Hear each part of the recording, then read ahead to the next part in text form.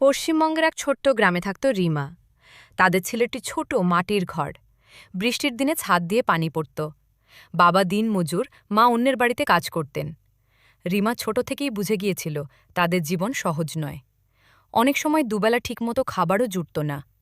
কিন্তু এত কষ্টের মধ্যেও রিমার একটা বড় স্বপ্ন ছিল। সে পড়াশোনা করে একদিন বড় মানুষ হবে। স্কুলে সে খুব মন দিয়ে পড়ত। তার জীবন সহজ ছিল না। স্কুল থেকে ফিরে সে মাকে কাজে সাহায্য করত। পানি আনা, রান্না করা, ছোট ভাইবোন দেখাশোনা। রাতে যখন সবাই ঘুমিয়ে পড়ত, তখনই শুরু হতো তার আসল লড়াই। কেরোসিনের ক্ষীণ আলোয় সে পড়ত। অনেক সময় চোখ জ্বলত, তবুও থামত না। বই কেনার টাকা ছিল না, তাই সে বন্ধুদের কাছ থেকে বই ধার নিত। পুরনো খাতা, ভাঙা পেন্সিল এসব দিয়েই সে নিজের স্বপ্ন আঁকত। অনেকদিন না খেয়েই স্কুলে গেছে, কিন্তু কখনো কারো কাছে অভিযোগ করেনি। একদিন তার স্কুলের এক শিক্ষক লক্ষ্য করলেন, এই মেয়েটার মধ্যে অন্যরকম জেদ আছে। সেই শিক্ষক তাকে আলাদা করে পড়ানো শুরু করলেন, বিনা পয়সায়। পরীক্ষার দিনগুলোতে সে ভীষণ নার্ভাস ছিল, কিন্তু নিজের ওপর বিশ্বাস হারায়নি। তারপর এলো সেই প্রতীক্ষার দিন, রেজাল্ট বেরোনোর দিন। গ্রামের সবাই স্কুলের সামনে জড়ো হয়েছিল। রিমার হাত কাঁপছিল।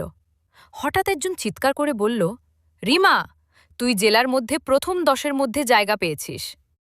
সবাই অবাক, তার বাবা মার চোখে জল। কিন্তু সেটা কষ্টের না, আনন্দের। গ্রামের মানুষ যারা আগে তাদের অবহেলা করত, আজ তারাই রিমাকে নিয়ে গর্ব করতে লাগল। সেই শিক্ষক বললেন, এই মেয়েটা একদিন অনেক বড় কিছু করবে। এই প্রথম সাফল্যই রিমার জীবনে নতুন দরজা খুলে দিল। কলেজ শেষ করার পর রিমা ঠিক করল সে সরকারি চাকরির জন্য চেষ্টা করবে। দিন রাত এক করে প্রস্তুতি নিতে লাগল। অনেকবার ব্যর্থ হল।